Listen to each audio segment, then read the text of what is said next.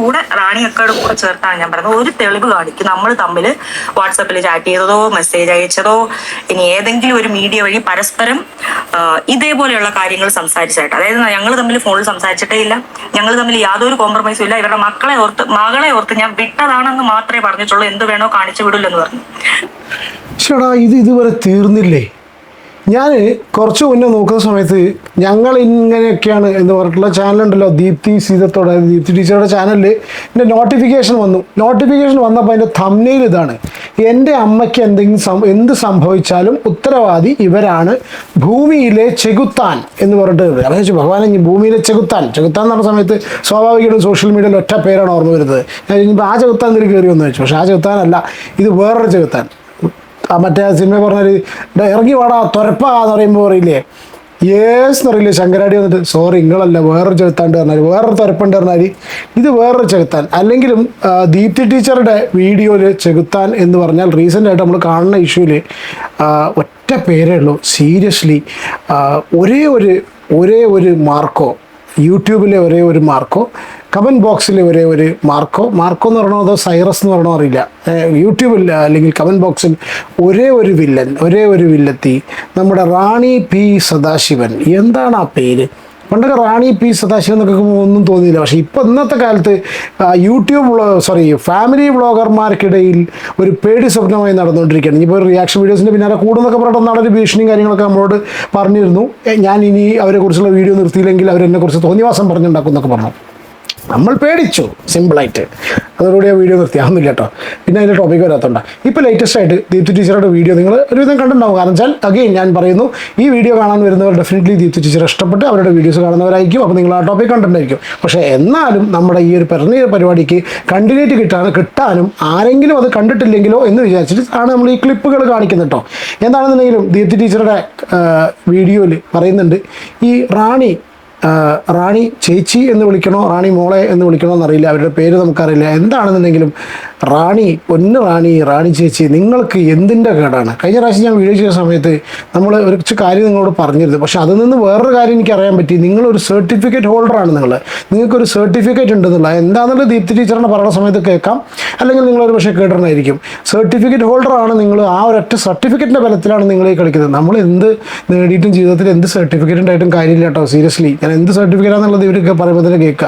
ചില സമയത്ത് നമുക്കതൊന്നും ഉപകരിക്കില്ല. നമ്മൾ അതിൻ്റെ പേരിൽ, ഇനി അതിൻ്റെ പേരിലാണോ നിങ്ങൾ ഈ കാണിക്കുന്നത്, എന്തിൻ്റെ പേരിലാണ് നിങ്ങൾ ഈ ഫ്രസ്ട്രേഷൻ കാണിക്കുന്നതെന്ന് മനസ്സിലല്ല.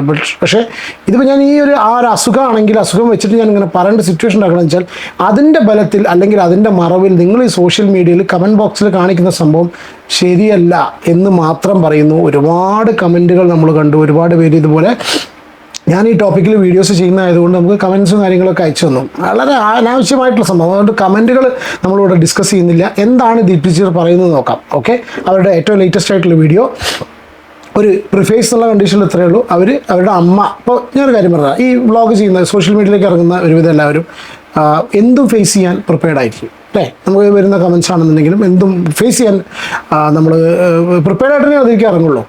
അതുപോലെ തന്നെ നമുക്ക് ഈ പോസിറ്റീവായിട്ടുള്ള കാര്യങ്ങൾ നമുക്ക് ഭയങ്കര സന്തോഷം തരുന്നു. അതേപോലെ തന്നെ ഡെഫിനറ്റ്ലി ഈ നെഗറ്റീവ് പറഞ്ഞ കാര്യങ്ങൾ നമ്മൾ എത്ര ഇഗ്നോർ ചെയ്ത് കഴിഞ്ഞാലും ചില രീതിയിലുള്ള കമൻറ്റ്സ് നമ്മൾ ഭയങ്കരമായിട്ട് ഹോണ്ട് ചെയ്യും. നമുക്കത് ഭയങ്കരമായിട്ട് ഇത് ചെയ്യും. അതിൽ പെട്ടിട്ടുള്ളൊരു സംഭവമാണ് ചില ആൾക്കാർക്ക്, പ്രത്യേകിച്ച് പഴയ ആൾക്കാർക്കുള്ളൊരു സംഭവമാണ് പ്രാക്ക് എന്ന് പറഞ്ഞ സംഭവം. കേട്ടിട്ടുണ്ടോ? പ്രാക്ക് നിങ്ങളുടെ നാട്ടിലൊക്കെ തന്നെയല്ലേ പറയുക? പ്രാക്ക് എന്ന് പറഞ്ഞാൽ മുടിഞ്ഞു പോട്ടെ, അവൻ ഭണ്ഡാറടക്കട്ടെ, നീ അങ്ങനെ സംഭവിക്കും, നീ ഇങ്ങനെ സംഭവിക്കും, നിനക്ക് അത് പറ്റും, ഇത് പറ്റും. കഷ്ടകാലത്തിനെങ്ങാനും കാല് തെറ്റി വീണ് മുഖം എന്തെങ്കിലും പറ്റിപ്പോയി കഴിഞ്ഞാൽ നമ്മൾ സ്വാഭാവികമായിട്ടും ചിന്തിക്കും, ഭഗവാനെ ഞാൻ ആ ചെയ്തത് കൊണ്ട് ഇവൻ പറഞ്ഞത് കൊണ്ട് അവൻ്റെ പ്രാക്ക് ഏറ്റതാണോ, അവൻ്റെ കൂടോത്രമേറ്റാണോ, അല്ലെങ്കിൽ അവളുടെ കൂടോത്രമേറ്റാണോ എന്ന് ചിന്തിക്കുന്ന ടൈപ്പ് ചില ആൾക്കാരുണ്ട്. അതേപോലെ സിറ്റുവേഷനിലൂടെ ഇവർ കടന്നു വന്നു. ഇവർക്കെന്തോ വീണിട്ട് എന്തോ പറ്റി, ഇവർക്കെന്തോ ഫിക്സിൻ്റെ ഇഷ്യൂ ഉണ്ട് ടീച്ചർക്ക്, അപ്പോൾ എന്തോ പ്രശ്നം പറ്റി. അപ്പോൾ ഇത് റിലേറ്റഡ് ആയിട്ട് ഇവരുടെ അമ്മ കുറച്ച് കമൻറ്റ്സ് സോഷ്യൽ മീഡിയയിൽ കണ്ടു. അതേപോലെ നമ്മൾ എന്ത് ഫേസ് ചെയ്യാൻ നമ്മൾ റെഡി ആയിട്ട് കഴിയില്ല. നമ്മുടെ മറ്റ് ഫാമിലി മെമ്പേഴ്സും ഇതിനൊക്കെ പ്രിപ്പയർഡ് അല്ലാന്നുണ്ടെങ്കിൽ പ്രോബ്ലമാണ്. പിന്നെ പഴയ ആൾക്കാരാണ്, നമ്മൾ എത്ര ധൈര്യം കൊടുത്തു കഴിഞ്ഞാലും അവരുടെ സിറ്റുവേഷൻ വെച്ചാൽ അവരിതൊക്കെ കാണുന്ന സമയത്ത് മക്കളെ കുറിച്ചൊക്കെ പറയുമ്പോൾ സ്വാഭാവികമായിട്ടും വിഷമിക്കും. പക്ഷേ ഇത് വിഷമിച്ചു അല്ലെങ്കിൽ വിഷമിക്കും എന്നുള്ള സംഭവമാണ് ഈ പറയുന്ന കമൻറ്റ് എഴുതുന്ന ആൾക്കാർക്കുള്ള വളരെ നമ്പർ 1 പ്രചോദനം. ഇത് ഞാൻ സീരിയസ് ആയിട്ട് ഇതുപോലുള്ള ആൾക്കാരോടൊക്കെ പറയുകയാണ്.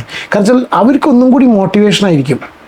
ഞാൻ 2 ദിവസമായിട്ട് മറ്റേ ചാനലിൽ ബോബി ചെമ്മണ്ണൂർ റിലേറ്റഡ് ആയിട്ടുള്ള വീഡിയോസ് ചെയ്യുന്നുണ്ട്. ഈ വീഡിയോ ചെയ്യുന്ന സമയത്ത് ഇതിൽ പെർട്ടിക്കുലറായിട്ട് ഇന്ന് രാവിലെ മുതൽ ഞാൻ നോട്ടീസ് ചെയ്യുന്നുണ്ട്, അതിൻ്റെ പല കമൻസും പല വേർഡ്സും കാര്യങ്ങളൊക്കെ ഫിൽറ്റേർഡ് ആയതുകൊണ്ട് അതിൻ്റെ കമൻറ്റ് ബോക്സിൽ കംപ്ലീറ്റ് ഒരു പ്രത്യേക രീതിയിലുള്ള കമൻസാണ്. ഞാൻ എന്ത് രീതിയെന്ന് ഞാൻ പറയുന്നില്ല. ആ രീതി എന്ന് പറഞ്ഞാൽ സ്വാഭാവികമായിട്ടും എൻ്റെ വളരെ ക്ലോസ് ആയിട്ടുള്ള ആൾക്കാർക്ക് കണ്ടു കഴിഞ്ഞാൽ, ആ കമൻസ് കണ്ടു കഴിഞ്ഞാൽ അവർക്ക് ചെറുതായിട്ട് ഹേർട്ട് ചെയ്യുന്ന രീതിയിലാണ് കമൻസ്. ഇത് എഴുതുന്ന ആൾക്കാർക്ക് വളരെ ക്ലിയർ ആയിട്ട് അറിയാം. ഇതിങ്ങനെ ഓരോ റൂമിൻ്റെ അടച്ച് ഉള്ളിലിരുന്നിട്ട് ഓരോ സൈക്കോകൾ ഇതായി പരിപാടി കാട്ടുകയാൽ ഒരിക്കലും ആക്സെപ്റ്റ് ചെയ്യാൻ പറ്റില്ല. ടീച്ചറുടെ വീഡിയോയിലേക്ക് പോകാം. അപ്പോൾ ടീച്ചർക്ക് ഇങ്ങനെ സംഭവം ഒരു അത്യാഹിതം ചെറിയൊരു ഇത് സംഭവിച്ചു, ഫിക്സിൻ്റെ പ്രശ്നം കൊണ്ട്, അത് ഈ ഒരു കാര്യം കൊണ്ടാണെന്നുള്ള അവരുടെ അമ്മ വിചാരിക്കണമെന്നാണ് ടീച്ചർ വന്ന് പറഞ്ഞിട്ടുള്ളത്. പിന്നെയും ഞാനൊരു എന്ത് ചെയ്തു, ഒരു 10-15 മിനിറ്റോടെ കഴിഞ്ഞിട്ട് ഞാൻ അമ്മയെ വിളിച്ചപ്പോഴത്തേക്ക് അമ്മ കരഞ്ഞോണ്ട് തന്നെ ഇരിക്കുക. അപ്പൊ അമ്മ പറയുന്നത് എവിടെയൊക്കെയോ ഇവര് പോയി കമന്റ് ഇട്ടു, അവര് ചെങ്ങന്നൂരമ്മയ്ക്ക് നേർച്ച കൊടുത്തത് കൊണ്ടാണ് ഞാൻ മുഖമടിച്ച് വീണത്, നാക്ക് കടിച്ചത്, നാക്ക് അങ്ങനെയാണ് അവളുടെ നാക്ക് പുഴുത്തത്, ഇനി അവളുടെ കല്യാണമല്ലേ അത് നടക്കാൻ പോകുന്നില്ല, കാരണം ദൈവം എൻ്റെ കൂടെയാണ്, ഞാൻ നേർന്ന് എൻ്റെ ചെങ്ങന്നൂരമ്മയോ അങ്ങനെ ചെങ്ങന്നൂരമ്മയ്ക്ക്, അതായത് ദൈവത്തിന് പുള്ളിക്കാരി കൊട്ടേഷൻ കൊടുത്ത് വീഴ്ചതാണെന്നാണ് പുള്ളിക്കാരി പറയുന്നത്. ഇത് കേൾക്കുന്ന സമയത്ത് ചിലപ്പോൾ വിശ്വാസമൊന്നും ഇല്ലാത്തവർക്ക് ചിലപ്പോൾ കളിയാക്കാൻ തോന്നിട്ടോ, ചിലപ്പോൾ ഇപ്പോഴത്തെ ജനറേഷൻ ചിലപ്പോൾ തോന്നും. പക്ഷേ പഴയ ആൾക്കാർക്ക് ഇതിലൊക്കെ വിശ്വാസമുള്ള ആൾക്കാരുണ്ട്. നമ്മളിപ്പോൾ നല്ലൊരു ഇതിൽ കഴിഞ്ഞ് വന്നാലും ഒഴിഞ്ഞിടുന്നൊരു സമ്പ്രദായം ഞങ്ങളവിടെ എൻ്റെ വീട്ടിലൊക്കെ ഉണ്ട്. എനിക്കിതിൽ വിശ്വാസമുള്ള ആളാണ്. അപ്പോൾ വെച്ചിട്ട് നമ്മൾ ഭയങ്കരമായിട്ട് അയ്യോ ഇത് ഇന്നുകൊണ്ടാണ് അങ്ങനെയൊന്നും വിചാരിക്കില്ല നമ്മൾ. പക്ഷേ ചെറുതായിട്ടൊക്കെ ഉള്ള കാര്യം തുറന്നു പറഞ്ഞിട്ടൊന്നുമില്ല. അപ്പോൾ വിശ്വാസമുള്ള, അപ്പോൾ അങ്ങനത്തെ ആൾക്കാർക്ക് ഇത് ഭയങ്കരമായിട്ട് എഫക്റ്റ് ചെയ്യും, പ്രത്യേകിച്ച് ദൈവത്തിൻ്റെയൊക്കെ പേര്. പക്ഷേ ഒരു കാര്യം മനസ്സിലാക്കേണ്ട എന്താ അറിയോ, അങ്ങനെ ആരെങ്കിലും ഒരാൾ നമ്മൾ വിശ്വസിക്കുന്ന ദൈവം എന്ന് പറഞ്ഞാൽ, ഭഗവാൻ ഈശ്വരൻ എന്ന് പറഞ്ഞാൽ നമ്മളിഷ്ടമുള്ള ആൾ തന്നെയാണ്, നമ്മളോട് ദേഷ്യമുള്ള ആളല്ലല്ലോ അല്ലേ? അപ്പോൾ സ്വാഭാവികമായിട്ടും നമുക്ക് എഗെയിൻസ്റ്റ് ആയിട്ട് നമ്മൾ തെറ്റ് ചെയ്യാത്തടത്തോളം കാലം നമ്മളെ ശിക്ഷിക്കില്ല, നമ്മളൊരു കുട്ടിയുടെ പോലെ നോക്കി കൊണ്ടെടുക്കും എന്ന് വിശ്വസിക്കുന്ന ഒരാളാണ് ഞാൻ കേട്ടോ. അപസ്മാരം എന്റെ പാരമ്പര്യമായിട്ടുള്ളതും എനിക്ക് നാളുകൾക്ക് മുന്നേ ഇവരെ പറ്റി ഞാൻ അറിയുന്നതിന് മുന്നേ ഉള്ളതാ, ഞാൻ ഇടയ്ക്കിടയ്ക്ക് വീഴാറുള്ളതുവാ. പക്ഷേ ഇത് കേട്ടത് തെറ്റതള്ളയല്ലേ, എത്ര നിങ്ങൾ നെഗറ്റീവ് കമന്റ് മൈൻഡ് ചെയ്യേണ്ട സുലുവമ്മയെന്ന് എന്തൊക്കെ പറഞ്ഞെന്ന് പറഞ്ഞാൽ നെഗറ്റീവ് മാത്രമല്ലല്ലോ പോസിറ്റീവ് ശ്രദ്ധിക്കുന്നുണ്ട്. നമുക്ക് എപ്പോഴും നമ്മളെ പറ്റി നല്ലൊരാൾ പറയുമ്പോൾ കിട്ടുന്ന സന്തോഷത്തെക്കാട്ടി ഇരട്ടി വിഷമമായിരിക്കും നമ്മളെ പറ്റി ഒരാൾ മോശം പറയുമ്പോൾ. അപ്പൊ എനിക്ക് ഇത് കേട്ടപ്പം എനിക്ക് ഒന്നാമത്തെ കാര്യം ഒരാളുടെ ഇവര് ഇനി ഞാൻ കുറേ റെക്കോർഡ് ചെയ്ത് വെച്ചിരുന്നു, ഇനിയിപ്പോൾ അത്രയധികം പറയുന്നില്ല. ഇവര് പിന്നെ എവിടെയാണ് ഈ പോർഷൻ എന്നുള്ളത് എനിക്ക് നോക്കണം. ഇവർ പറയുന്നുണ്ട് ഇവരുടെ കല്യാണമാണ് വരാൻ പോകുന്നത്. അപ്പോൾ അതിൻ്റെ ഒരാളുടെ പ്രത്യേകിച്ച് അവരുടെ പേഴ്സണൽ ലൈഫിൻ്റെ കാര്യം അവരുടെ വ്ളോഗ്സ് കാണുന്നവർക്കറിയാം. ഇത് കഴിഞ്ഞിട്ട് അവർ സന്തോഷകരമായിട്ട് അവർ ലൈഫ് സ്റ്റാർട്ട് ചെയ്യുന്ന, അവർ വീണ്ടും ഒരു റീസ്റ്റാർട്ട് ചെയ്യുന്ന ഒരു സിറ്റുവേഷനിൽ നിൽക്കുന്ന സമയത്ത് ഹാപ്പി ആയിട്ട് നിൽക്കുമ്പോൾ ഇതുപോലുള്ള കാര്യങ്ങൾ എന്ന് പറഞ്ഞാൽ വളരെ അശുഭകരമാണ്. അശുഭകരം എന്നുള്ള ഒരു സുഖമില്ല, ഒരു ഇറിറ്റേഷനാണ്. പക്ഷെ ഇതൊന്നും ബോധർ ചെയ്യേണ്ട എന്നുള്ള എനിക്ക് പറയാനുള്ളത്. ഒന്ന്, ഇപ്പോ ഈ ഇങ്ങനെയുള്ള ആൾക്കാരുടെ സമയം അത്ര ശരിയല്ല, എവിടെയും പോയി എന്ത് തോന്നിവാസം എഴുതുന്നവർ. രണ്ട്, ഞാൻ നിങ്ങളുടെ പെങ്കൊച്ചിനെ ഓർത്ത് ഞാൻ വേണ്ടാന്ന് വെച്ചു.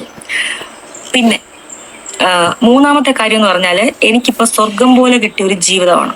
എനിക്ക് ആ കല്യാണം വരെ അല്ലെ കല്യാണം കഴിഞ്ഞുള്ള ജീവിതം തീർച്ചയായിട്ടും അതെനിക്ക് വളരെ വലുതാണ്. പക്ഷെ ഈ കല്യാണം വരെയുള്ള സമയം എന്ന് പറഞ്ഞാൽ ഒരുപാട് കാര്യങ്ങൾ ചെയ്യാനുണ്ട്. ഇവിടെ കല്യാണത്തിന്റെ കാര്യങ്ങൾ ഞാൻ ചെയ്യും, അവിടെ കല്യാണത്തിന്റെ കാര്യങ്ങൾ കുഞ്ഞാവ് ചെയ്യും. ഞങ്ങൾ തന്നെയാണ് ചെയ്യേണ്ട കാര്യങ്ങളിൽ നിന്ന് ചെയ്യേണ്ടത്. അപ്പൊ ഡ്രസ്സ് എടുക്കുക, തയ്ക്കാൻ കൊടുക്കുക, മറ്റു കാര്യങ്ങൾ അറേഞ്ച്മെന്റ്സ്, ഓഡിറ്റോറിയം ബുക്കിംഗ്, അത് നമ്മുടെ ഒരുപാട് കാര്യങ്ങളുണ്ട്. ഏകദേശം 1 മാസം കൂടെ സമയമുള്ളൂ. അപ്പൊ ഇതിനുള്ളിൽ ഞങ്ങൾക്ക് ചെയ്യണം. അതിനിടയ്ക്ക് ഇത് കേസായിട്ടൊക്കെ പോകുമ്പോഴുള്ള പ്രശ്നം എന്താന്ന് വെച്ചാല്, നിയമപരമായിട്ട് നമ്മൾ എവിടെ പോയാലും ഇവര് വിളിപ്പിക്കുമ്പോൾ നമ്മളും കൂടെ പോകണം. ഈ പല ആൾക്കാർ ഇതിനൊക്കെ ഇങ്ങനത്തെ കാര്യങ്ങളൊക്കെ മിണ്ടാതിരിക്കും. എന്താ പറയുക, ഇതിൻ്റെ പുറകെയൊക്കെ ചുറ്റി കളിക്കേണ്ടിയിരുന്നുള്ള ഒറ്റ കാര്യം കൊണ്ട് മാത്രമാണ്. അല്ലെങ്കിൽ ഇതുപോലെ ഒരാൾ ഇതിന്റെ പുറകെ തുനിഞ്ഞിറങ്ങിക്കഴിഞ്ഞാൽ തീരാവുന്ന പ്രശ്നം മാത്രമേ ഉള്ളൂ കേട്ടത്. കേസ് ഞാൻ എന്തായാലും കൊടുക്കും, അതിൽ യാതൊരു സംശയവും വേണ്ട. കേസ് ഞാൻ കൊടുത്തിരിക്കും. കേസ് കൊടുക്കേണ്ടത് എവിടെയാണോ അതേ മീഡിയ വഴിയാണ് ഞാൻ അവരെ പറ്റി അന്വേഷിച്ചത്, അവരുടെ കാര്യങ്ങൾ കണ്ടെത്തുന്നതും എല്ലാം ചെയ്തുകൊണ്ടിരിക്കുന്നത് ആ വഴി തന്നെയാണ്. എനിക്ക് പോയി നിന്ന് ചെയ്യാനുള്ള സമയം ഈ 1 മാസം ഇല്ല. പിന്നെ ഇനി എവിടെയെങ്കിലും ഒക്കെ ഇതേ പറ്റിയിട്ടുള്ള കമന്റും കാര്യമായിട്ട് വന്നാൽ കല്യാണം അങ്ങോട്ട് നീക്കി മുന്നോട്ട് മാറ്റി വെച്ചിട്ടാന്ന് പറഞ്ഞാലും ഇതിന്റെ പിന്നാലെ തന്നെ അങ്ങ് ഇറങ്ങും. ഞാൻ എങ്ങും ഇവരുമായിട്ട് കോംപ്രമൈസ് ആയിട്ടില്ല, ഞാൻ ഇവരുമായിട്ട് എങ്ങും സംസാരിച്ചിട്ടില്ല. ഞാൻ എൻ്റെ വഴിക്ക് പോയതാ. ആദ്യം കുറെ പറഞ്ഞു, കേട്ടില്ല. പിന്നെ ഞാൻ വിചാരിച്ചു ഇവരുടെ മുഖം ആളുകൾ കാണണം, കണ്ടിവരെ തിരിച്ചറിയണം. ഒളിച്ചിരുന്നോണ്ടല്ല തോന്നിവാസം പറഞ്ഞു വരുത്തേണ്ടത്. കാണേണ്ടവരൊക്കെ കണ്ടു. എന്നിട്ടും നാണമില്ലാണ്ട് വന്നിരുന്നോണ്ട് എവിടെയൊക്കെ ആരെയൊക്കെയാ പറയുന്നത്.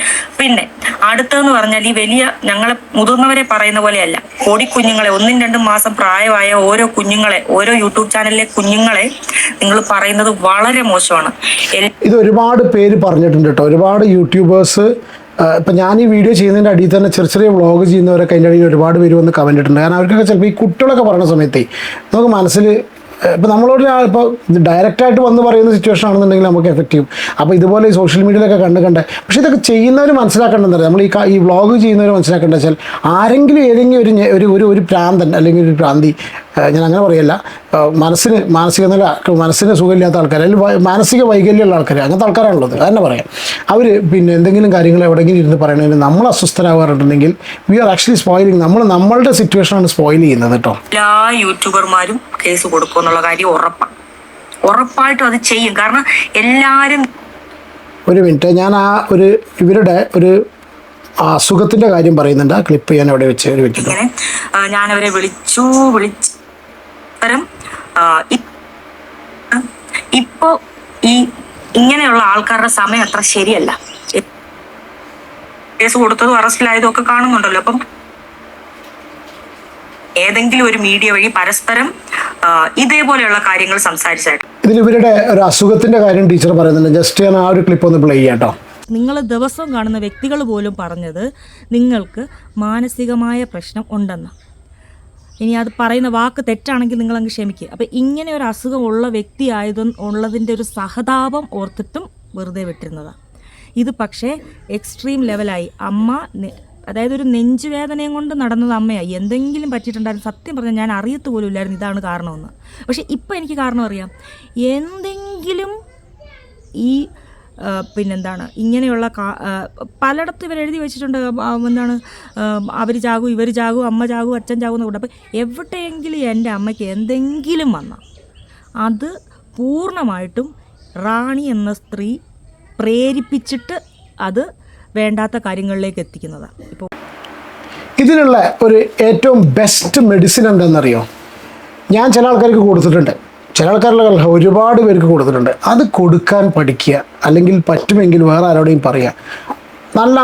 നല്ല രീതിയിൽ കുറച്ച് ഡോസ് കൊടുക്കുക, ആ ഒരു അക്കൗണ്ടിനെ ബ്ലോക്ക് ചെയ്യുക, അതുപോലത്തെ അക്കൗണ്ട്സിനെയും ബ്ലോക്ക് ചെയ്യുക. പിന്നെ ഇപ്പോൾ റിയാക്ഷൻ വീഡിയോസ് ചെയ്യുന്ന ആൾക്കാരുടെ ഇടയിൽ അവരെന്ത് വേണമെങ്കിൽ പറഞ്ഞോട്ടെ, ആ ഒരു വ്യക്തിനെ ആവശ്യത്തിൽ കൂടുതൽ ഇവർ എക്സ്പോസ് ചെയ്ത് കഴിഞ്ഞു. ഇനി അവരിടുന്ന കമൻസിനൊക്കെ ചിലപ്പോൾ ഫേക്ക് ഐഡിയിൽ വന്ന് ഇതാക്കുമായിരിക്കാം, അല്ലെങ്കിൽ അവരെ പോലെ മാനസിക വൈകല്യമുള്ള ആൾക്കാർ ചിലപ്പോൾ സപ്പോർട്ട് ചെയ്യുമായിരിക്കാം. അങ്ങനത്തെ ആൾക്കാർ നമുക്ക് വേണ്ട. That's it, very simple. അല്ലെങ്കിൽ കമൻറ്റ് ബോക്സ് ഒരാളെ ഏൽപ്പിച്ചിട്ട് ഇത്ര തന്നെ കമൻറ്റ്സ് അവരെ ഹൈഡ് ചെയ്ത് ഒഴിവാക്കണം. അവർ വേണ്ട തീരുമാനിക്കാം. ഇതിൽ കൂടുതൽ ഇതിൻ്റെ പുറകെ ഇങ്ങനെ തൂങ്ങി നടക്കുന്നത് അത്ര ഒരു നല്ല കാര്യം അല്ല എന്ന് മാത്രം നമുക്കൊരു അഭിപ്രായം നമ്മൾ പറയുന്നു കേട്ടോ. നമ്മളാരും അല്ല പറയാൻ, പക്ഷേ സോഷ്യൽ മീഡിയയിൽ നിങ്ങളെ കാര്യം കാണുന്ന സമയത്ത് ഇവർ പറഞ്ഞു, ഞാൻ ഇൻഡിവിജ്വലി ഓരോ കാണുന്നവരോടാണ് പറയുന്നത് ഒറ്റ കാര്യം കൊണ്ട് പറഞ്ഞുകൊണ്ടും പിന്നെ നമുക്ക് ഇതുപോലൊരു പ്ലാറ്റ്ഫോം ഉള്ളതുകൊണ്ടും മാത്രം അതിൻ്റെ ഒരു അഭിപ്രായം പറയുന്നു കേട്ടോ. കണ്ടിരിക്കുന്ന നിങ്ങളുടെ അഭിപ്രായം പറയും. ഇവർ ഇഗ്നോർ ചെയ്ത് ഒഴിവാക്കി വിടില്ലതല്ല. ഞാൻ എന്തായാലും ഒരു കാര്യം തീരുമാനിച്ചു, ഞാൻ ഈ റാണി പി സദാശിവത്തിന് എൻ്റെ കമൻറ്റ് ബോക്സിൽ നിന്ന് ഞാൻ അതിനെ ബ്ലോക്ക് ചെയ്യാൻ പോവാണ് കേട്ടോ. റാണി പി സദാശിവം എന്ന് പറഞ്ഞ ഐഡിയിൽ വന്നിട്ട് ഒരു സദാശിവൻ എന്തൊരു ഐഡിയിൽ, ആ ഐഡിയിൽ വന്നിട്ട് ഇവർക്ക് ഇനി എൻ്റെ കമൻറ്റ് ബോക്സിൽ ഞാൻ തീരുമാനിച്ചു, ഞാൻ ഇവരെക്കുറിച്ച് റിയാക്ഷൻ വീഡിയോ ചെയ്യണമല്ലോ. അപ്പോൾ ഞാൻ ഇവരെക്കുറിച്ച് ചെയ്യുന്ന റിയാക്ഷൻ വീഡിയോസിൽ, അല്ലെങ്കിൽ ഞാൻ ചെയ്യുന്ന ഒരു റിയാക്ഷൻ വീഡിയോസിലും ഇനി റാണി പി സദാശിവൻ 444 ആ അമ്മച്ചീനെ ഞാൻ എങ്ങോട്ട് കടത്തി വിടുന്നില്ല. ബ്ലോക്കാണ്. Get out house in the family of my daughter and my wife. You will not see any minute of the day.